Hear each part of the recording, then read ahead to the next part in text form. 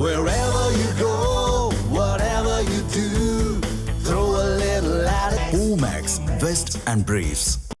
ரஷ்யாவின் சுகோய் இரட்டை இருக்கைகள் கொண்ட பல்திறன் கொண்ட போர் விமானமாகும்.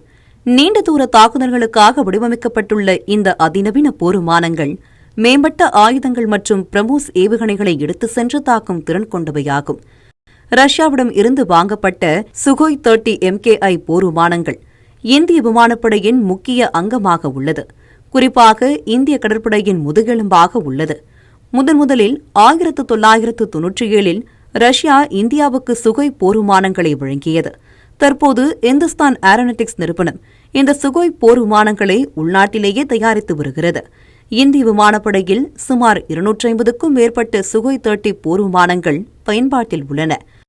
சூப்பர்சோனிக் ரக தொழில்நுட்பத்தில் இயங்கும் சுகோய் ரக விமானங்களில் விபத்துகள் ஏற்படுவதற்கான வாய்ப்புகள் மிக மிக குறைவு என்பதே இந்த சுகோய் போர் விமானத்தின் சிறப்பம்சமாகும். இந்நிலையில் அசாம் மாநிலத்தின் ஜோர்அட் விமானப்படை தளத்தில் இருந்து கிளம்பி போர் பயிற்சியில் ஈடுபட்டுக் கொண்டிருந்தது.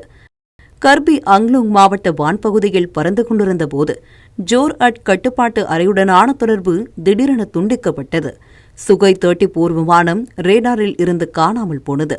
இந்நிலையில் கர்பி அங்லோங்கில் உள்ள மலைப்பாங்கான வனப்பகுதியில் விமானம் ஒன்று விழுந்து நொறுங்கியதாக தகவல் கிடைத்ததைத் தொடர்ந்து போர் விமானத்தை தேடும் முயற்சி உடனடியாக தொடங்கப்பட்டது.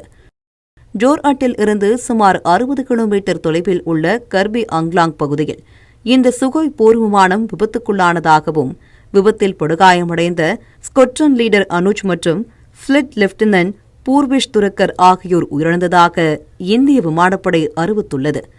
விபத்துக்குள்ளான சுகோய் போர் விமானம் சர்ச்சைக்குரிய இந்திய சீன எல்லைப் பகுதியில்தான் ரேடாரில் தொடர்பை இழந்துள்ளது. இந்த வடகிழக்கு எல்லை அருகே சீனாவின் விமானப்படை தளமும் உள்ளதால் சுகோய் போர் விமான விபத்துக்கு சீனாவின் தந்திரம் காரணமா என்றும் பாதுகாப்புத்துறை அதிகாரிகள் விசாரணை நடத்தி வருகிறார்கள். குறிப்பாக சீனாவின் விமானப்படை தளத்தில் இருந்து வந்த ரேடார் சிக்னல்கள் சுகோய் 30 போர் விமானத்தை தவறாக வழிநடத்தியதா என்பது குறித்தும் விசாரணை நடைபெற்று வருகிறது.